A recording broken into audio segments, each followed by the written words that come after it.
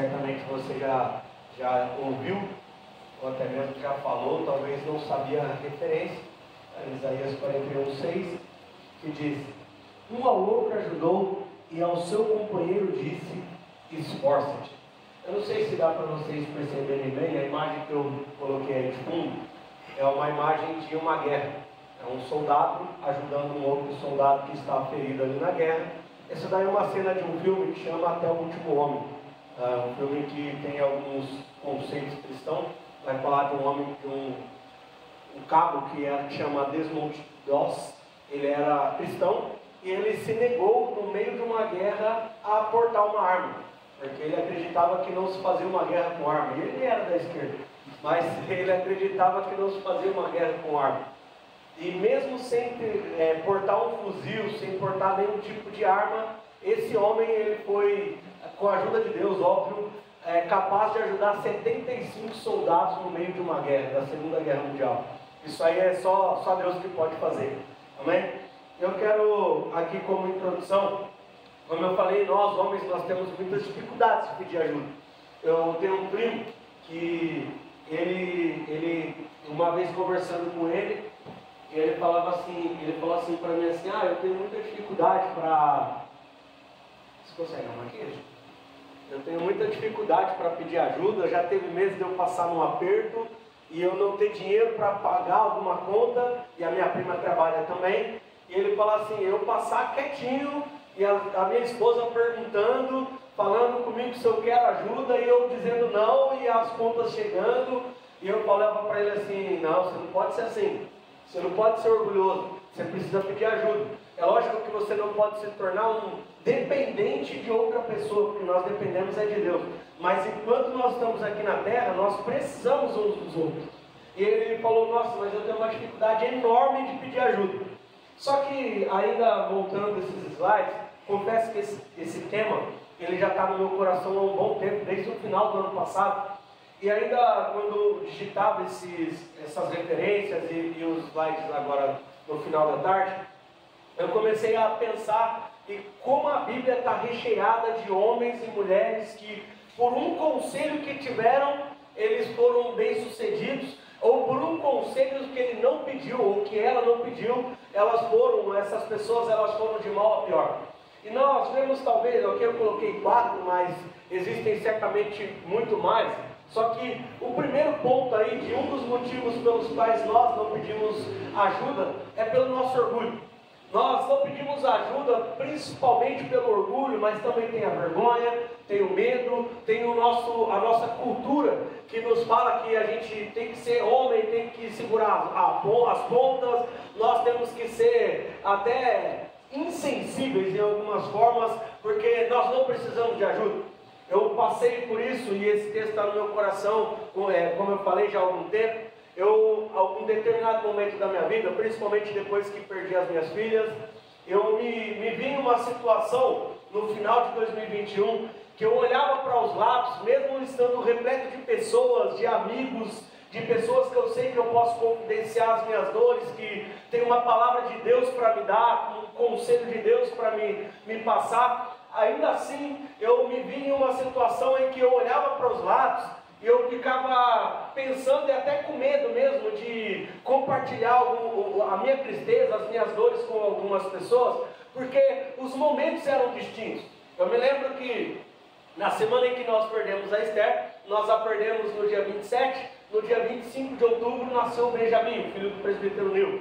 E na mesma semana, ele nasceu na segunda, a Esther faleceu na quarta-feira, e o meu coração estava muito aflito, o Nil, Diego, enfim, tantos outros irmãos aqui da igreja são irmãos no sentido literal. Nós somos irmãos ligados pelo sangue de Jesus, mas alguns a gente tem uma afinidade e uma longevidade, uma amizade tão grande que nós confidenciamos algumas coisas. Nesse período, eu pegava o meu telefone, eu me lembro como hoje, que eu pegava o telefone e falava assim, eu vou ligar para o Nil, como já fiz algumas vezes, vou conversar com ele, pedir para ele me ajudar em oração. Aí eu olhava assim, parava um tempinho, pensava comigo assim, não, é egoísmo da minha parte eu compartilhar uma tristeza com o Nil, que ele está vivendo um outro momento, é um momento de felicidade, que ele acabou de ganhar o seu filho. Eu não posso confidenciar com ele a perda de uma filha minha, porque eu sei que ele vai se compadecer, eu sei que ele vai me ajudar, mas vai misturar as emoções dele, e eu não posso fazer isso.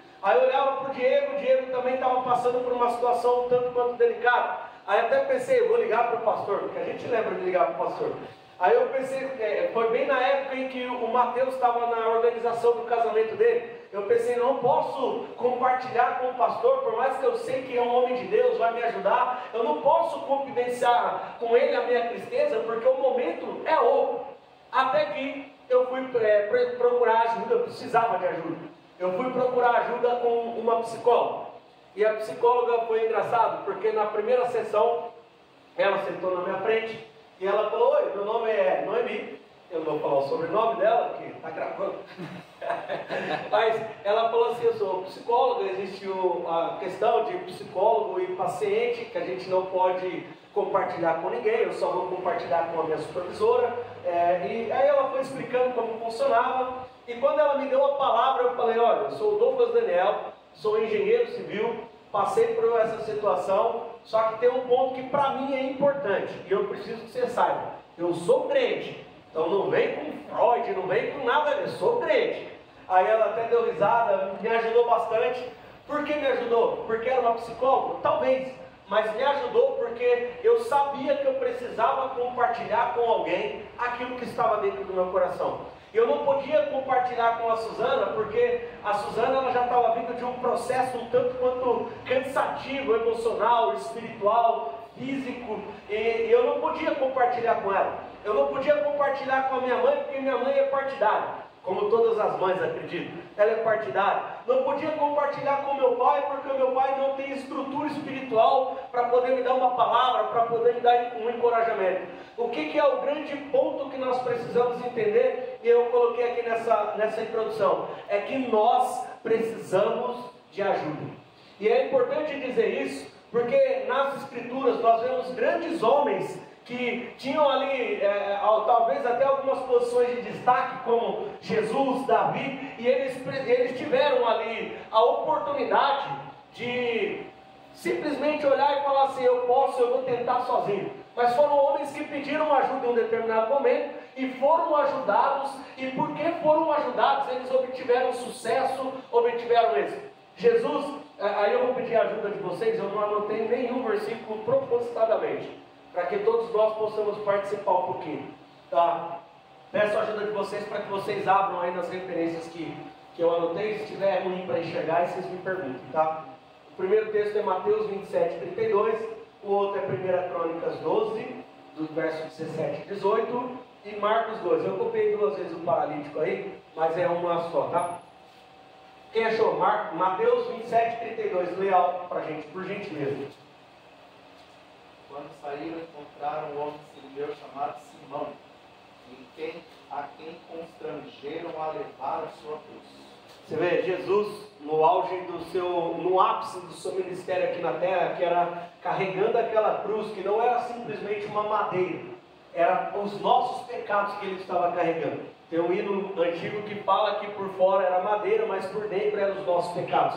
Eu acho interessante que Jesus, sendo o Filho de Deus, sendo o próprio Deus, nessa saga de levar a cruz, ele foi ajudado por Simão, que era um sirineu. Sirineu é de uma cidade que chama Cirene, tá? Se você olhar lá no livro de Atos, salvo engano 16, quando Paulo está saudando a igreja, terminando a carta, ele vai falar dessa cidade de Cirene, tá? Tem até alguns pregadores que falam que na carta aos Romanos, Paulo ele vai falar a respeito de um homem, se não estiver errado no nome, é Alexandre. Esse Alexandre, algumas pessoas, alguns estudiosos imaginam que é o filho de Simão Sirineu, que foi impactado ao levar a cruz juntamente com Jesus ali, ou ajudar Jesus a levar a cruz. Tá? Mas por que eu estou dizendo tudo isso? Jesus, o Filho de Deus, o unigênito de Deus, ele enquanto estava aqui na terra, além de ser ajudado ao longo de todo o seu ministério, não à toa ele chamou os seus discípulos, ele foi ajudado, mas ali no ápice, carregando a cruz, Jesus ele foi ajudado também. 1 Crônicas capítulo 12, versos 17 e 18, por favor. Davi saiu ao encontro deles e disse: se vocês vieram em paz para me ajudar, estou pronto para recebê-los. Mas se querem pegar-me aos meus amigos quando minhas mãos não cometeram violência, Deus, nosso antepassado, fez isso diante de vocês. Então o Espírito veio a mandar solidão e disse: somos Deus, ó Davi, estamos contigo, ó filho de Jessé. Paz seja contigo, e os teus aliados, pois o teu Deus te ajudará. Davi os recebeu e os nomeou chefe dos seus grupos de ataque. Aqui você vê que Davi, ele quando chega uma galera, vamos colocar assim, diante de Davi, ele faz uma pergunta, e essa pergunta é crucial. A pergunta que Davi faz é: qual é o propósito pelos quais vocês estão aqui? Se for para me ajudar, se for em paz, pode vir. Se agora for para a guerra, que o próprio Deus ele julgue entre vocês e eu, e a gente vai ver qual o propósito que vai sobressair.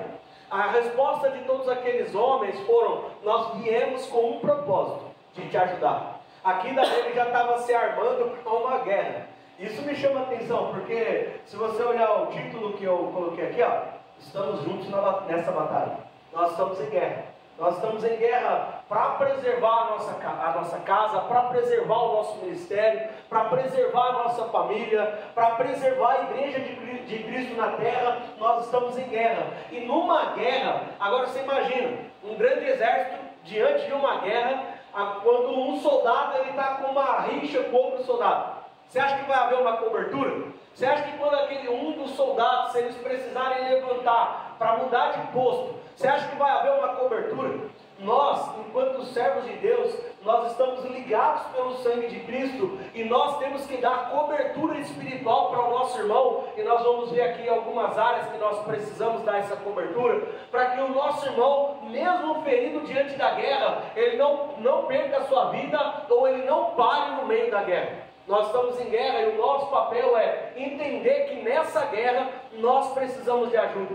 Entender que nessa guerra a nossa casa ela só ficará de pé quando nós entendermos que nós precisamos uns dos outros e nós precisamos de Deus. E quando Deus, a forma como Deus age na terra é usando pessoas.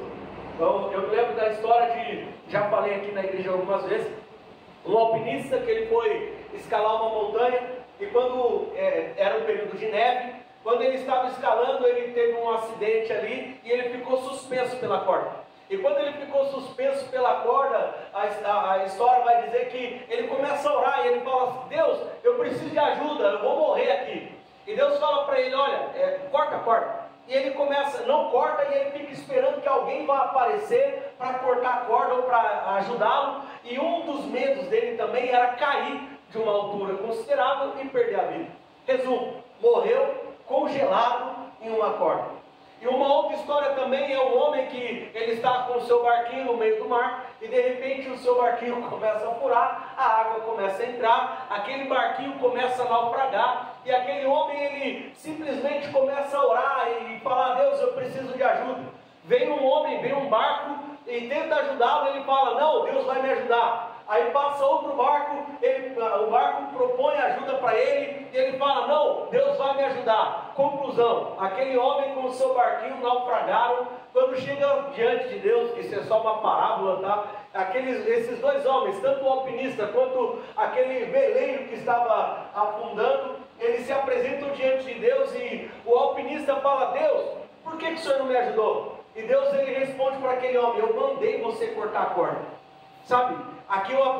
E com relação àquele veleiro, a história conta que quando ele chega diante de Deus, ele pergunta para Deus: Deus, por que o Senhor não me ajudou? E Deus responde: eu te mandei ajuda. Você percebe a sutil diferença de uma história para outra? Aquele alpinista, ele estava esperando alguém chegar, enquanto aquele homem, aquele velejador, ele estava esperando o próprio Deus se apresentar. Aqui eu aprendo que quando nós precisamos de ajuda, nós precisamos ter a nossa mente aberta para entender que a ajuda não é da forma como nós queremos, a ajuda é da forma como Deus ele quer. Existem momentos da nossa vida espiritual, existem momentos da nossa vida enquanto esposo, enquanto funcionário ou patrão, que nós precisamos da ajuda de Deus, e nós, como já foi dito aqui nessa noite, nós precisamos entender que a forma como Deus nos ajuda é ensinando por meio da sua palavra os princípios para nós seguirmos a vontade dele. Aqui eu começo a olhar Davi, ele poderia muito bem olhar e falar: eu sou o rei, se você quiser, bem, se não quiser, está bem também que eu te mato. Mas Davi, ele simplesmente fala: eu preciso de ajuda. Só que não era qualquer pessoa que poderia ajudar, eram pessoas preparadas para aquilo em que precisava ser feito.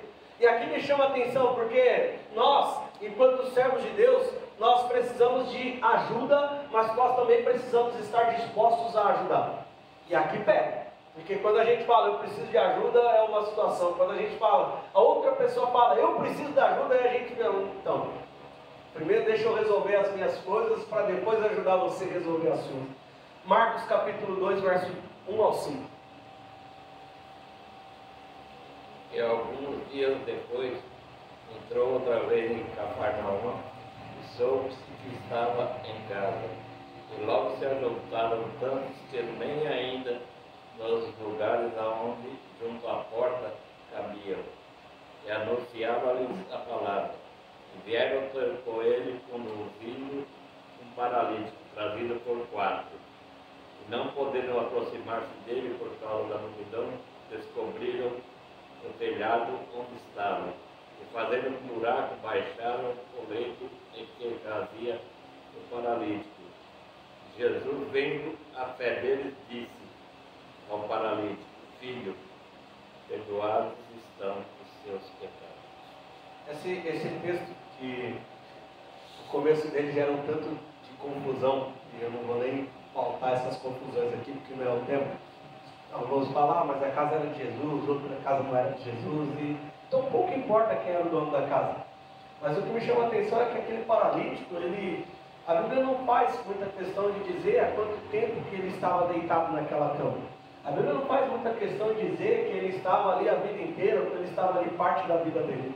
Mas o que me chama a atenção é que sozinho ele não conseguiria entrar naquela casa.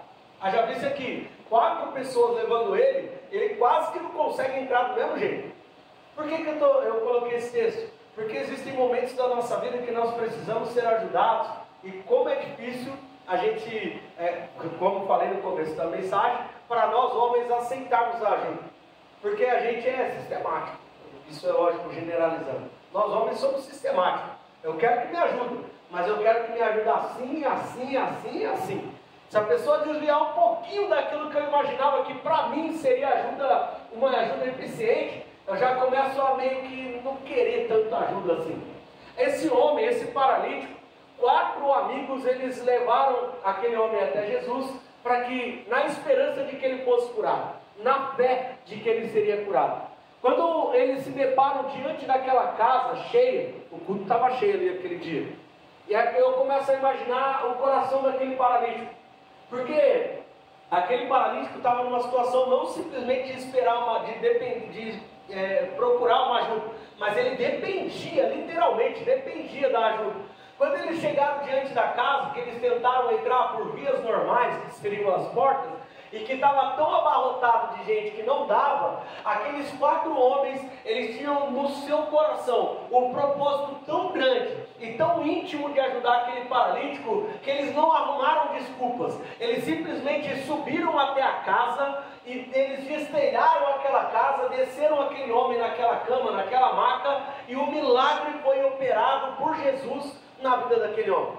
Aqui nós precisamos aprender que, eu não sei se foi aquele paralítico que pediu ajuda para aqueles 4 amigos, ou se foram os 4 que em um congresso, em um pequeno congresso, resolveram dizer, vamos levar esse homem até Jesus. O mais importante é que a ajuda, ela foi dada àquele homem, e a partir daquele momento, a vida dele não foi mais igual, não foi mais a mesma. Nós precisamos entender que precisamos de ajuda. Aqui, o primeiro, isso dói para a gente. Quando a gente reconhece que a gente precisa de ajuda, é porque o negócio já foi, e se já não foi, está indo. E se já está indo, está bem perto de chegar lá onde não deveria chegar. Eu me lembro algum tempo atrás que o presbítero Nil até estava de férias.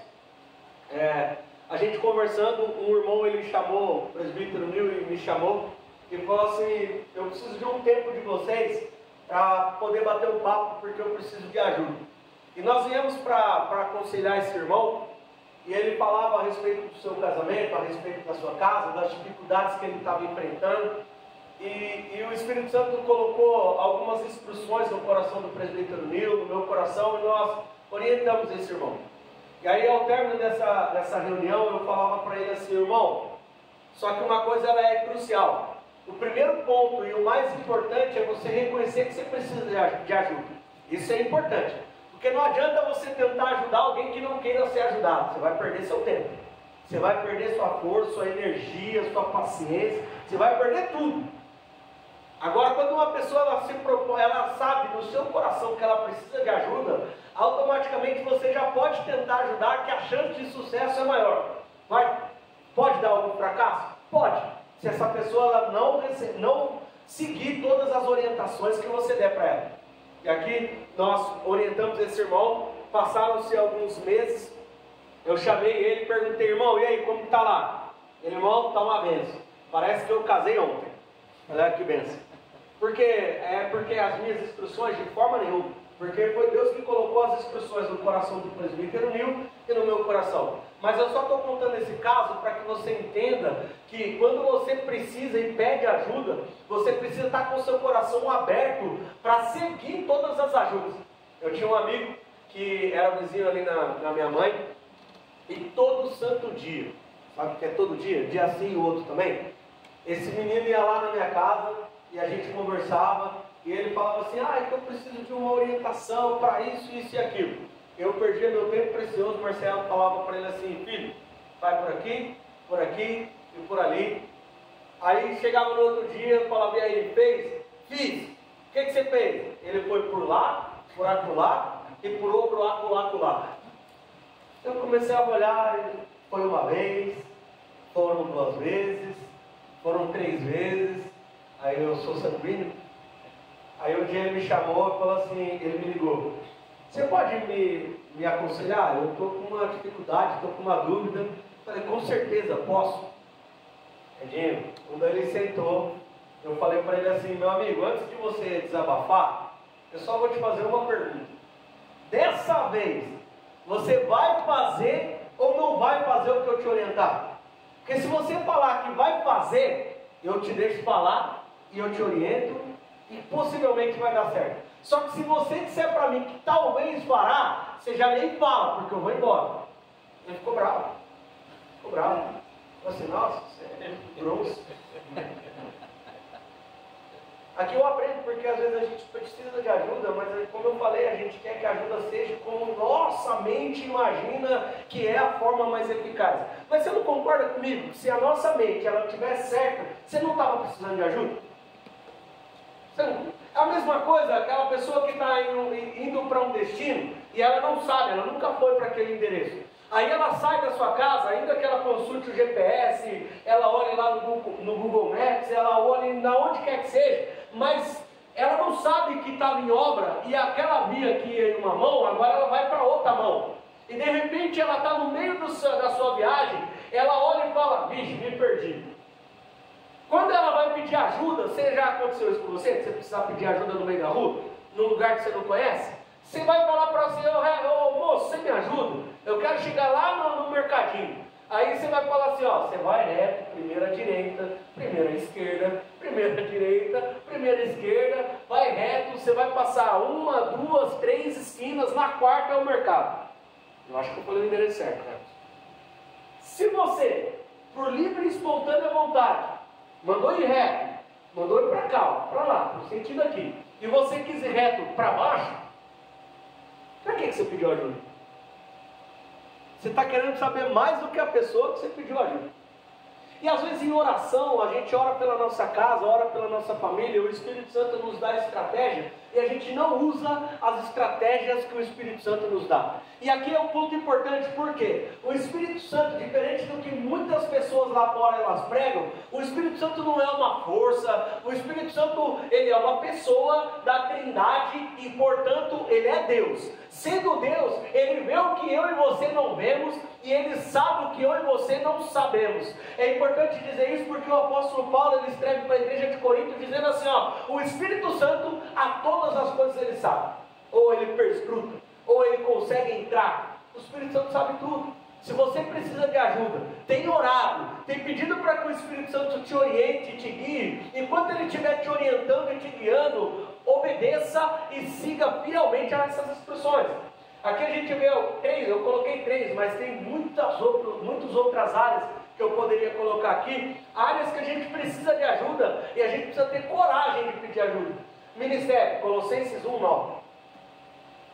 Se outros quiserem achando aí os outros textos, Salmo 133, 1 ao 3, Provérbios 4, do 1 até o 4, a parte A. Colossenses 1, verso 9. Por essa razão, desde o dia em que ouvimos, não deixamos de orar por vocês e de pedir que sejam cheios e plenos do conhecimento da vontade de Deus, com toda a sabedoria e entendimento espiritual. Você vê a carta que Paulo escreve para essa igreja de Colossos? Paulo ele escreve dizendo para eles assim, ó, eu estou orando por vocês. Eu estou orando não simplesmente para que vocês vão bem, mas eu estou orando para que o próprio Deus, ele encha vocês de sabedoria, ele encha vocês de conhecimento, mas não era um conhecimento de matemática, de filosofia, mas era um conhecimento espiritual que seria necessário para que aquela igreja pudesse cumprir todo o ministério terreno que Deus a chamou para que fosse cumprido. E é interessante essa carta, eu gosto muito da carta de Colossenses, porque chega um momento que eu acho que parece que Paulo perdeu a paciência, principalmente o capítulo de número 3, ele olha e fala assim, versão Douglas Daniel, pelo amor de Deus, olhe para o alto, pensa no alto, já começa a viver com o seu coração como se já estivesse no alto, no céu. Por que Paulo está dizendo isso? Porque talvez ele tenha orientado, e as cartas que Paulo escreve para a igreja de Corinto é basicamente isso também. Está orientando, está falando, cuidado com os falsos mestres, cuidado com os falsos doutores, cuidado, até que chega uma hora que Paulo fala assim, ó, quer saber? Quem não quiser seguir, já está longe da proteção de Deus, já estou entregando já. Aqui eu aprendo porque as orientações que Deus ele dá, a gente precisa seguir. Mas se a gente não quiser seguir, é uma opção também. Só que chega um momento que Deus ele simplesmente para de orientar. Não é porque Deus ele é ruim. Muito pelo contrário, inclusive, na época do povo de Deus, existe um período que é considerado o período das trevas. Que é o período onde Deus não falava mais. Por duas vezes pelo menos isso aconteceu. Quando você estuda o livro de Samuel, lá no livro de 1 Samuel, quando aquele ainda era um garoto, ainda era um menino, Deus não falava mais, embora a lâmpada ainda estivesse acesa. Até que levantou-se um Samuel e Deus voltou a falar agora no coração de Samuel. Por quê? Eli já estava com o coração um pouquinho longe. Talvez o seu coração já estava longe por conta de não orientar os seus filhos, não orientar a sua casa. Nós já conhecemos a história, inclusive foi dito a respeito disso alguns dias atrás. Aqui a gente precisa entender que o nosso coração, o nosso ministério, melhor dizendo, nós precisamos de ajuda em oração. Não tem como. Imagina, pastor, conduzir uma igreja sem ajuda em oração? Imagina? Não vai. Não vai porque, olha, tive o privilégio de ajudar ali no nosso ponto de pregação no Maria Antônia. Meu Deus, papai. Ali no Maria Antônia eu entendi um jargão antigo de que falava que o obreiro tinha que ter as costas largas. Ali eu entendi o porquê. Porque você está bem, você vai pregar. Você não está tão bem, você vai pregar. Você está afim, você tem que ir para a igreja. Você não está nem um pouco afim, você tem que ir para a igreja do mesmo jeito. Faça chuva ou faça lua. Porque a gente ia à noite, né? Então não dá para fazer sol. E aqui a gente precisa entender que no nosso ministério, não importa se o seu ministério é para o louvor, é para a palavra, não importa. O importante é, para o seu ministério, ser frutífero, você precisa de ajuda em oração. Para o seu ministério, ele redundar em bênçãos a Deus, em glórias a Deus, ele precisa de oração. É lógico que a sua parte em oração, mas você precisa também que outros orem por você. Assim como Paulo poderia muito bem, nesse versículo de número 9, dizer assim, ó, eu já preguei para vocês, eu já ensinei vocês, a partir de agora vocês orem por conta, eu não vou orar mais, porque eu já ensinei. Mas Paulo não faz isso. Paulo ele fala assim, olha, eu estou orando a Deus por vocês, para que o próprio Espírito Santo encha vocês de sabedoria. Aqui me chama a atenção porque existem muitos ministérios ao longo de muitos anos que eles estão se definhando, porque está faltando oração e talvez se você não tenha ânimo para orar, peça ajuda. Existem muitos casamentos que estão se definhando, que estão acabando, que estão se autodestruindo, porque era muito simples, é só alguém chegar e falar assim, irmão, será que você pode orar pela minha casa? Será que você pode me ajudar em oração? Ainda que você não entre nos pormenores dos problemas, mas nós precisamos de oração. Nós precisamos. Eu só estou de pé, primeiro porque Deus é bom, e segundo porque a igreja, no período de maior dificuldade que eu passei, a igreja orou por mim, pessoas oraram por mim, pessoas que eu nem conheço, e talvez nem vou conhecer aqui na terra, elas intercederam por mim e pela minha esposa, e é por isso que nós estamos aqui. Você só está de pé, e lembra do seu passado, você só foi salvo porque alguém orou por você. Aleluia. Precisamos de oração. Precisamos de oração. A gente está em uma guerra. E eu acho interessante quando a gente fala que nós falamos de guerra, porque se você olhar quando Paulo escreve para a igreja de Efésios, capítulo de número 6, ele vai falar da armadura, e ele vai falar assim, salvo engano, no verso 18, orando em todo o tempo.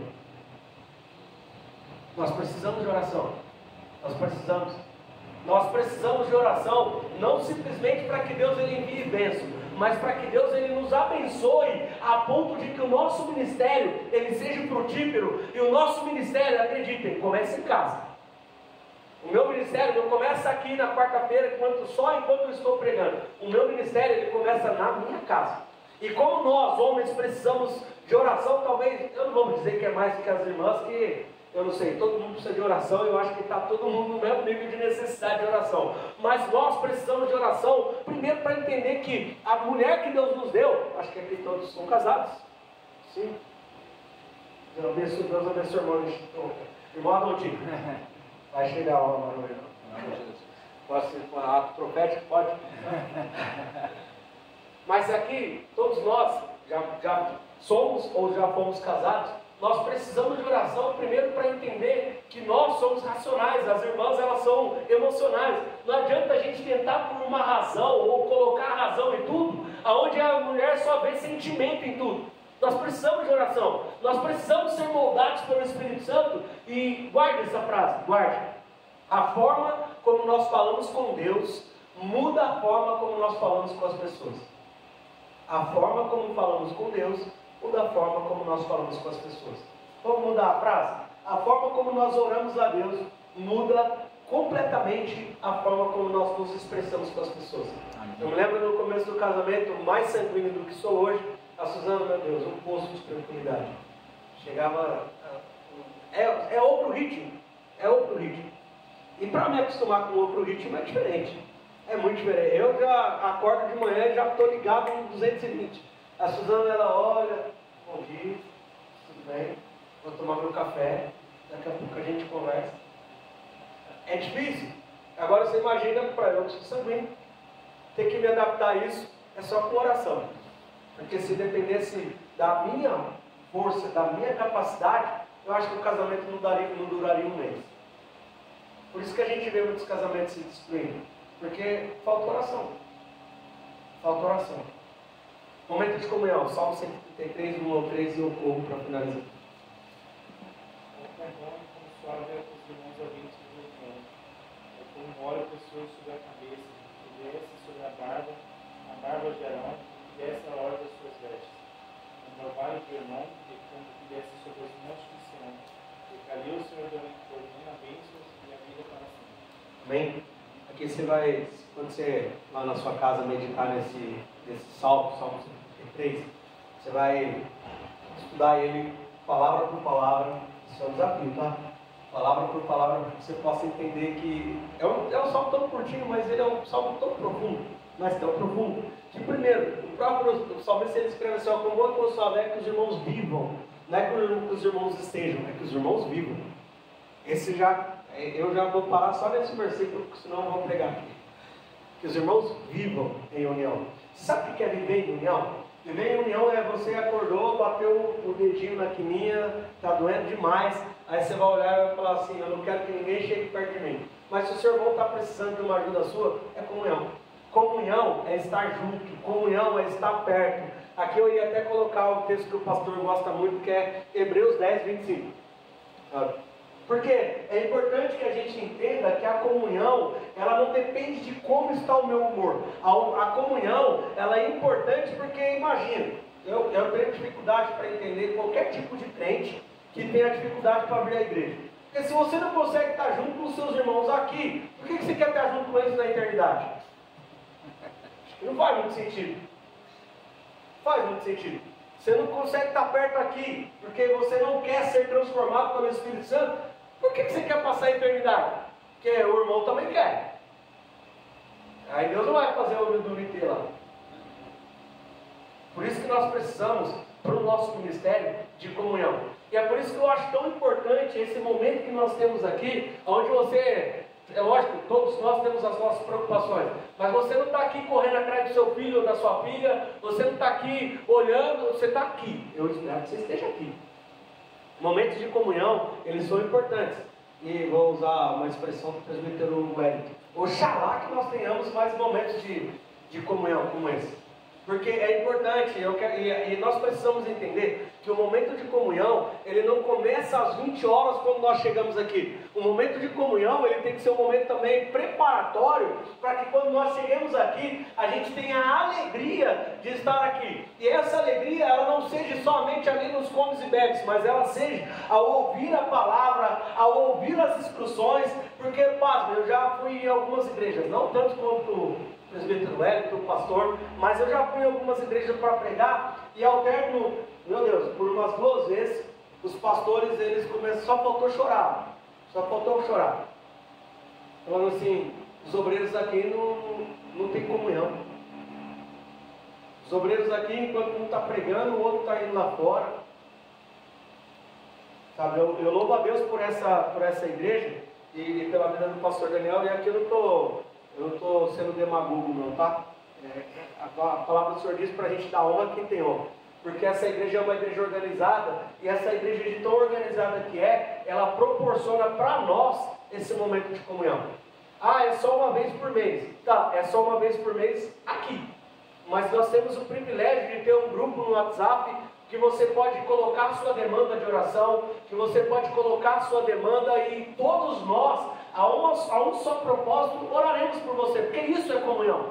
Comunhão não é só estar aqui, no momento em que tiver o comes e bebes, a gente vai dar risada, a gente vai sorrir, a gente vai conversar, não é só aqui, não é só aqui. Ó, com bom e com suave é que os irmãos vivam em união. E se você olhar a última parte do verso 3 aí, vai dizer assim, porque é ali que o Senhor ordena a bênção. Quer ser abençoado? Tenha comunhão. Eu vejo, e isso me dói o coração, porque eu vejo muitos irmãos, mas muitos irmãos, que têm uma comunhão tão grande com as pessoas do seu serviço, com os seus colegas de trabalho, que só fala borracha o dia inteiro. Aí quando chega dentro da igreja, o irmão não consegue ter um momento de comunhão. Precisa orar por isso. Eu vejo nos futebol, agora não tanto, mas quando eu jogava com mais frequência, eu tinha alguns amigos que tinham alguns grupos de futebol, e era um negócio absurdo a fidelidade de um com o outro. Era um negócio espantoso. Eu olhava e falava assim, meu Deus, se esse homem for fiel com a esposa dele, igual ele é com um amigo, esse casamento vai durar o resto da vida. E às vezes aqui dentro da igreja a gente olha e passa pelo nosso irmão e não faz a mínima questão nem de perguntar se ele está bem. E quando perguntamos se ele está bem, é uma pergunta tão protocolar que a gente nem para perguntar se ele está bem de verdade. Ô irmão, você está bem? Você está bem? Depois, qualquer coisa depois a gente fala. Será que isso é comunhão? Eu não estou dizendo de um dia que você está apurado, que você está atrasado, isso aqui. Estou dizendo de viver, porque o texto está falando de viver. Nós precisamos também de ajuda da nossa família. Provérbios 4, 1 ao verso 1 ao verso 4, a parte A. Ouvi, filhos, a correção do pai, estai atentos para conheceres a prudência, pois dou-vos boa doutrina. Não deixeis a minha lei, porque eu era filho de meu pai, tenro e único em estima diante da minha mãe. E ele ensinava-me e dizia-me: retém as minhas palavras do teu coração, guarda os meus mandamentos em vida. Você vê, aqui o sábio Salomão, ele está dizendo assim, que em um determinado momento da vida dele, principalmente no começo do seu reinado, ou um pouquinho antes dele assumir o seu reinado, Davi, já velho, ele passa uma série de instruções para Salomão, uma série. E aquilo gravou tanto no coração de Salomão, que ele fala isso nesse capítulo 4 de Provérbios. Ele fala assim, olha, o meu pai me instruiu. Meu pai. Tem a parte A do verso 4, por favor, velho. E ele ensinava-me e dizia-me: retém as minhas palavras no coração. E aqui é importante porque todos nós, eu acho que é evidente que todos nós precisamos de ajuda. Evidente. Só que talvez no ministério e na família sejam dois pontos cruciais na vida de qualquer ser humano. Qualquer ser humano. O pastor, ele pregando aqui, ensinando aqui na terça passada, ele mostrou um slide, na terça retrasada ele mostrou o mesmo slide, que do lado de cá tinha 3 pontos e do lado de lá só tinha 1 ponto. Parece que visualmente eu tenho um pouquinho de toque. Quando eu olho aqui, eu fico assim. Eu só tenho 1 ponto de um lado e tem 3 do outro. Será que não dá para pegar 1 ponto e colocar lá para ficar 2 e 2? Mas me chamou a atenção porque eu, que tenho um pouquinho de toque, não fiquei incomodado de ver 1 ponto só 1 ponto. Porque mesmo só 1 ponto e o que estava lá era vida espiritual, só aquele ponto já balanceia todo o resto. Porque talvez você não saiba, se não sabia, agora vai ficar sabendo, se sabia, vai ser reforçado. O mundo espiritual rege o mundo material. Se você não sabia, agora você sabe. Se você já sabia, estou reforçando. O mundo espiritual, ele rege o mundo material. Já visto que o próprio Deus usa Paulo para dizer assim, o homem espiritual, ó, tudo serve. Tá? Por que eu estou dizendo isso? Porque nós precisamos de conselho. E como Salomão ele fala assim, olha, eu ouvi o conselho do meu pai. E o meu pai ele dizia assim, ó, pega todas as minhas palavras e guarda no seu coração. E o guardar no seu coração, quando você olha no original, ele está dizendo assim, ó, guarda, mas aplica. Isso é importante, porque nós precisamos de ajuda na nossa família. Eu, aqui publicamente, já expresso um grito, preciso de ajuda.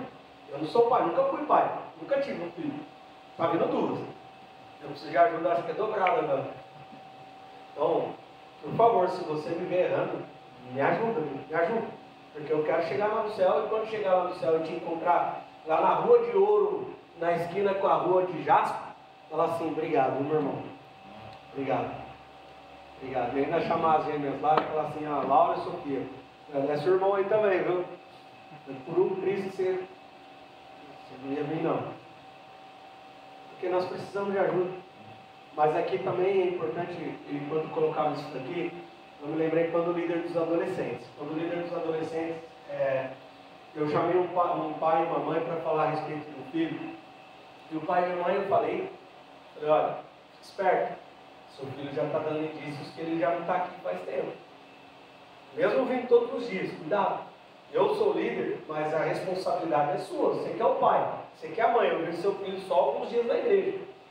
Aí a mãe olhou para minha cara e falou, tá bom. Assim, tá bom. Quando eu virei as costas, a mãe, ela pegou e falou assim, nossa, só pega no pé do meu filho. E depois me contaram. Conclusão, o filho não está na igreja hoje. Então, se tem um conselho que alguém está vendo, e ele está te orientando, e ele está te falando, ouça o conselho. Pese as palavras que estão sendo passadas para você. Porque eu te garanto, toda palavra que sai desse altar, que sai por homens e mulheres que vêm aqui na frente para testemunhar, para pregar, ou uma palavra cantada, é uma orientação de Deus para você, para que nem você e nem sua família se percam. Então, ouça os conselhos. Salomão ele fala, eu ouvi os conselhos do meu pai. Eu ouvi. Lógico que teve um momento que Salomão deu uma... Chega. É muita teologia, né, para a gente falar assim. Não é o caso. Vou deixar para vocês que são autores. Mas Salomão ele coloca assim, ouve o conselho, ouve o conselho. Minha avó tinha um ditado, né, tu gosta? Minha avó tinha um ditado que falava assim, quem não ouve o conselho, escuta coitado. Isso é uma verdade, né? Se você olhar para as penitenciárias, quantos que estão lá porque o pai e a mãe aconselharam, um amigo aconselhou, ele simplesmente resolveu não dar prela, ouvido, orelha, atenção àquele conselho. Precisamos de ajuda na área familiar. Como eu falei, essas duas áreas, ministério e família, é as duas áreas que movem diretamente a vida de um homem, principalmente de um homem. Você já chegou, aconteceu com você para o seu trabalho, e você vê o seu companheiro de trabalho que ele está num dia não tão legal, aí você vai perguntar para ele, ele vai falar assim, briguei com a minha mulher. Ou, meu filho está dando trabalho. Já aconteceu? Se não com você? Com alguém que você conhece? Porque, para um homem fazer algumas bobagens na vida, basta ele estar desajustado nessas duas áreas, ministerial e familiar. Aí ele começa a fazer bobagem pro resto da vida. Enquanto ele não ajustar essas duas, porque o ministerial é o que eu coloquei, oração e comunhão. E o familiar é você ouvir os conselhos que a própria palavra te dá. Se tudo isso estiver bem alinhado, a chance de alguém fazer bobagem diminui drasticamente. E profissional, network, Provérbios 22, 29. Eu gosto desse provérbio. Você já observou um homem habilidoso em seu trabalho? Será promovido ao serviço real, não trabalhará para a gente obscura. Você já observou o homem que ele é... Tem uma versão que fala assim, o homem que é perito.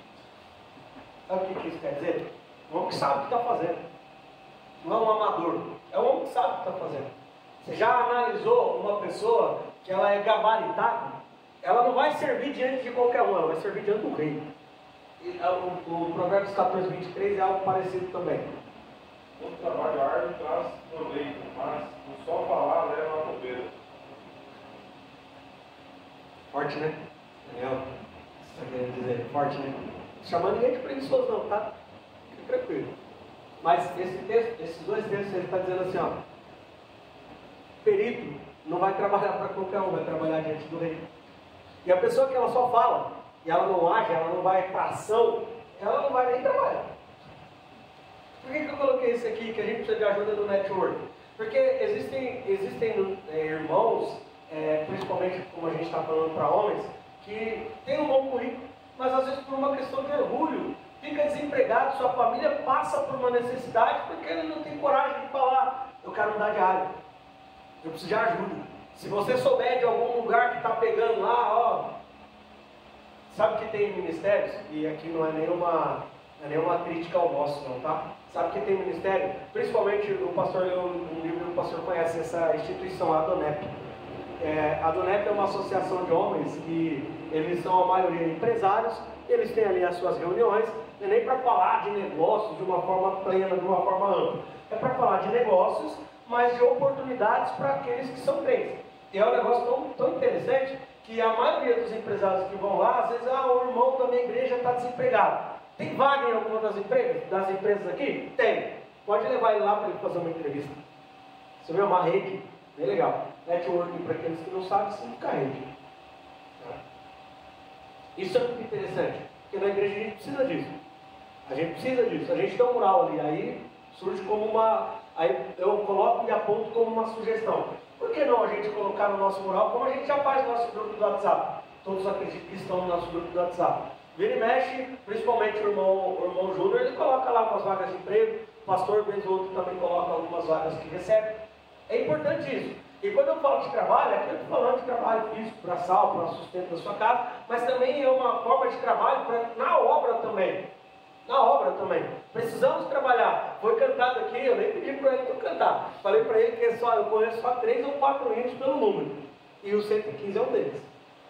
Trabalhar e orar. Na seara e na vida do Senhor. Nós precisamos trabalhar. Faz parte. O trabalho edifica o homem. Algumas pessoas vão dizer que o trabalho ele veio oriundo do pecado. Mas não, Adão já trabalhava lá no jardim, antes de pecar. E eu acredito que trabalhava muito de vez em quando. Pode deixar ela sozinha no jardim. Trabalhava demais, homem. Trabalhar, a gente precisa de ajuda. E para finalizar esses 2 pontos, nós precisamos também estar, esse ponto na verdade, nós precisamos estar dispostos a ajudar. Eu coloquei aqui que a gente já está disposto a pedir ajuda, mas principalmente além ou paralelo a pedir ajuda, nós precisamos também estar dispostos a receber ajuda. Aqui a gente vai ver José lá no Egito. Isso é interessante, porque José estava preso. Nessa ocasião, no capítulo 39, José ele estava indo preso. Esses versículos aí, tá? Não dá para vocês verem, né? Do 20 ao 23, José ele estava indo preso, ele estava sendo preso. Potifar tinha acabado de ouvir a sua mulher gritando e foi prender a José. O capítulo de número 40, é interessante que esses versículos, esses 4, versículos 20, 21, 22, 23, ele vai falar a respeito de José já na prisão. José, enquanto ele estava na prisão, ele foi ajudar, ele tinha um coração aberto a ajudar. Ele tinha um coração tão disposto a ajudar, que quando ele chega na prisão, um lugar desfavorável, um lugar ruim, inóspito, e ele chega e fala assim: eu vou ajudar o carcereiro. É interessante que fala assim: eu vou ajudar o carcereiro. Aí no versículo da frente, e Deus era com José. Aí no capítulo 40, tem os dois que tem o sonho, o copeiro e o padeiro. Aí José ele vai interpretar os sonhos dele, daqueles 2 homens, e o Senhor era com José. Sabe o que eu aprendo? Que gente que tem um coração disposto a ajudar, sempre vai ter na frente: o Senhor é com o fulano, o Senhor é com o ciclano. Porque ajudar por nós mesmos, e o pastor ele fala isso aqui já há algum tempo, o papel do Espírito Santo na igreja atual, talvez na igreja ao longo de todo o tempo, é tirar o egoísmo do nosso coração. Um dos papéis, né? Isso é tão interessante porque às vezes quando a gente fala: então, precisa de ajuda ali. Então, eu lembrei que eu deixei a panela no fogo. Nós precisamos ter o coração disposto a ajudar. Ah, mas como que eu vou ajudar? Se você não pode ajudar com uma palavra, se você não pode ajudar com uma oração. E aqui eu vou fazer um parênteses que é importante. Primeiro que eu oro para que não aconteça mais com ninguém. Mas se porventura você conhecer alguém, ou em uma situação que alguém perdeu um filho, se você não sabe o que falar, só abraça e fica quietinho. E dá tão certo quanto se você quisesse ler o Salmo 119 inteiro. Dá tão certo. Eu acho que dá até mais certo. Fica quietinho. Não adianta você chegar e falar, é aqui eu estou falando porque eu vivi, tá? Não adianta você falar: Deus vai te dar outra. O irmão não quer outra. Ele quer o filho dele que perdeu. A gente não está falando que ele perdeu uma roupa, a gente está falando que ele perdeu um filho. Se você não sabe o que falar, dá um abraço e fala: que o Espírito Santo te conforte. Estou orando por você. Essas eu acho que são as palavras mais lindas que alguém vai querer ouvir num momento como esse. Isso vale para um filho, para uma mãe, para um pai, vale para qualquer coisa, tá? Para qualquer pessoa que tenha partido. E fecha o parênteses aqui pela experiência pessoal. Mas eu achei interessante que José ele estava numa situação desfavorável, foi preso injustamente, mas mesmo na prisão ele resolve ajudar. Você não precisa estar vivendo como Bill Gates. Você não precisa estar recheado a sua conta para você poder ajudar. Às vezes um pouquinho que você tem é o suficiente. Um pouquinho do tempo, um pouquinho da atenção, um pouquinho talvez até em alguns casos financeiramente. Mas um pouquinho que você ajudar para aquele irmão que está precisando é muito. Ajude. José estava desfavorável, mas ainda assim o seu coração disposto a ajudar. Davi e Mefibosete. Davi, 1 Samuel, que eu estou correndo por causa do oráculo que já fui, tá? Davi e Mefibosete. Aqui a gente já conhece a história. Tá? Davi ele simplesmente resolve falar assim: vixe, será que foi todo mundo da casa de Saul que já desceu a cova já? Será que eles já estão morando aqui no Brasil com a gente? Será que eles já estão morando na Austrália? Aí de repente ele olha e fala: descobre que tinha Ziba lá, e Ziba fala, não, tem Mefibosete. Davi ele olha e fala, vou agir com benevolência aí. E é interessante que no verso número 7, Davi vai falar assim, a partir de hoje, todos os dias você vai comer na minha mesa. Davi, ele tinha um coração que sabia o que era, ou qual que era a importância de uma ajuda. Se você já foi ajudado, e a gente ora para que seja uma corrente mesmo. Se você já foi ajudado, ajude. É igual no trânsito, sabe no trânsito? Quando você está atrasado, aí você dá a seta, e o abençoado, ao invés de parar, ele corre, só para não deixar você passar. Isso não é assim, né? Sabe? Ele corre, ele está tranquilo, mas ele corre só para não te deixar passar. Se você, por um ato de bondade de Deus, foi beneficiado por alguém que tem um coração bom e deixou você passar, aí quando é sua vez, você vai e corre para o outro não passar. Porque às vezes o outro está até mais atrasado que você. A gente precisa passar essa corrente. Precisa ter um coração disposto a ajudar também. Eu vi isso no trânsito esses dias, velho. Estava numa pressa que só Jesus. Aí eu, deixa eu entrar. Falei, vai que confete salvou. Parecia que dali em diante todo mundo deixou eu passar também. E nem viram a benéfica que eu fiz para outra pessoa. Porque o Hector falou, Deus ele não deve nada para ninguém. Eu estou dando um exemplo simples de um trânsito. E para finalizar, André e o menino. André, aliás, ele tinha um coração não só ajudador, ele tinha um coração de um verdadeiro evangelista. O homem que sabia levar as pessoas para Jesus, hein? Pouco se fala de André, né? Aqui, se você não lembra, é a multiplicação dos pães e peixes. Tá? Jesus, ele está pregando para uma multidão e de repente ele olha e vê o pessoal com um cara de triste. O pessoal estava com um cara de atento, de repente ficaram com um cara de triste, porque tem fome o povo. Aí de repente Jesus ele olha para Filipe e fala assim, Filipe, então, vai lá e compra pão para toda essa galera aqui. O que a gente tinha lá? O que a gente? Aí Filipe olha e fala assim, Jesus, mas nem se a gente tiver 200 denários, ou dinheiro de 200 dias, a gente consegue comprar pão para essa multidão aqui. Jesus olha e fala assim, então, eles precisam comer isso, eu não vou dispensá-los sem se alimentar. Aí se você olhar no verso de número 7, se não me engano, você vai ver André olhando e falando assim, Jesus, eu achei aqui no meio de uma multidão um menino que tem 5 pães e 2 peixes. Aqui, por isso que eu coloquei o menino também, fiz questão de colocar ele. Se tivesse um nome, eu botava o nome dele. Porque aquele menino, ele estava tranquilo, ele tinha pão para ele comer. Ele tinha, quem não tinha era o resto. Mas ele tinha pão para ele comer. Ele poderia muito bem ter ficado em silêncio, ter ido para um cantinho bem tranquilo e ter comido os 5 pães dele. E o restante da multidão não poderia nem apontar, porque quem levou o pão foi ele, o pão é dele. Mas aquele menino, ele tinha um coração tão abençoador, tão ajudador, que ele orou e entregou o pão para Jesus, para André, e André, por consequência, entregou para Jesus. E aqui me chama a atenção, fala bem a verdade, você acha que 5 pães e 2 peixinhos ia adiantar para uma multidão? Vai, eu não vou nem colocar uma multidão, para a gente aqui, 5 pães e 2 peixinhos, ia adiantar para a gente? E só o Patrick come 4 pães. Num dia que já comeu alguma coisa mais pesada, né, pai? Agora você imagina, aquele menino, ele não sabia o que iria acontecer, mas ele simplesmente resolveu ajudar.